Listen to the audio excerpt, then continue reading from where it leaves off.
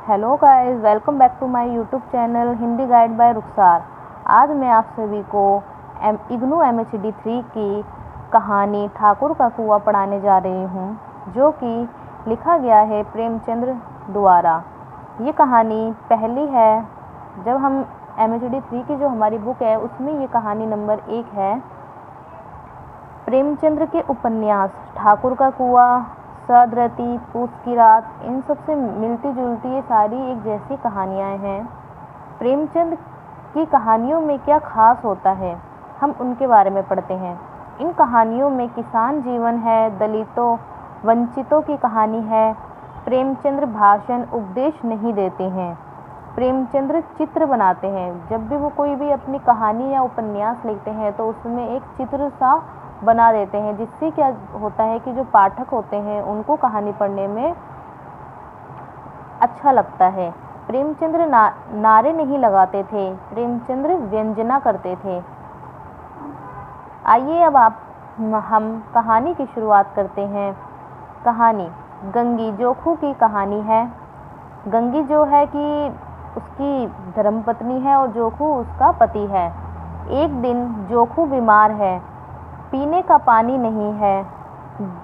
जो पानी है भी उस पानी में से बहुत बदबू आ रही है, जो कि पीने योग्य पानी नहीं है। गांव के कुएं में कोई जानवर मरने की वजह से पानी में बहुत बदबू आ रही है। मतलब कि एक दिन जब जोखू बहुत बीमार होता है, वह पानी पीने जाता है और उसे बहुत ही प्यास लग रही होती है, मगर वो पानी नहीं पी पाता है क्योंकि पानी पीने योग्य नहीं होता है, उसमें बहुत ही बदबू आ रही होती है। और बदबू आने की वजह वो होती है, जो गांव का कुआं होता है उसमें कोई जानवर मरने की वजह से पूरे पानी में बदबू हो गई है। गंगी जोखू से कहानी कहती है, जोखू से कहती है कि मैं ठाकुर के कुएं से पानी भर के ले आती हूँ, लेकिन जोखू जाने से इनकार कर देता है। मगर गंगी जोखू का कहना नहीं मानती है और वह आधी रात को कुएं से पानी भरने जाती है। ये ठाकुर का कुआं है। गंगी ठाकुर के कुएं पर पहुंचती है, रस्सी का फंदा घड़े में डाला।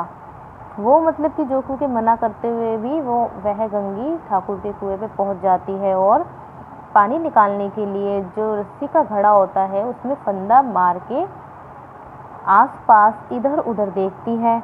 देवताओं को याद करके अपना कलेजा मजबूत करती है और घड़ा कुएं में डाल देती है। पाठक स्तब्ध है कि वह क्या पानी निकाल पाएगी या नहीं। उसे पदचाप सुनाई देती है, उसे एक आवाज़ सुनाई देती है और गंगी देखती है कि ठकुराइनों की टोली चली आ रही है, जो कि आपस में अपनी बात करते हुए आ रही थी। गंगी पेड़ के पीछे छिप जाती है। ऊंचे घरानों की स्त्रियां घरेलू बातचीत कर रही होती हैं। कहानी में समाज के अंतर विरोध बात कही है, छुआछूत की समस्या पर रोशनी डाली है।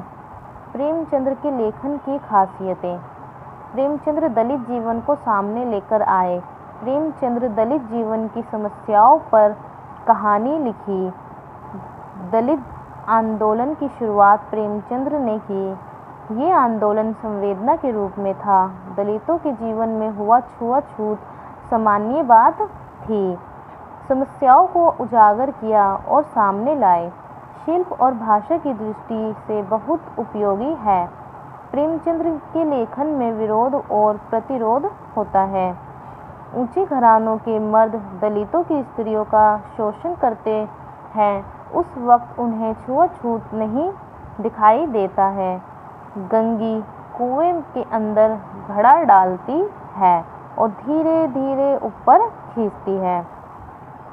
गंगी झुकी और ठाकुर का दरवाज़ा खुल गया कि शेर का मुंह इससे भयानक ना होता।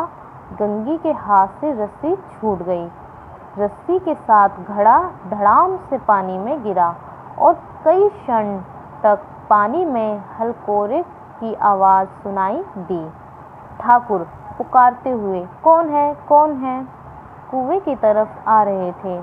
और गंगी जगत से कूदकर भागी और घर पहुंचकर देखा कि जोखू वही गंदा पानी मुंह लगाकर पी रहा होता है।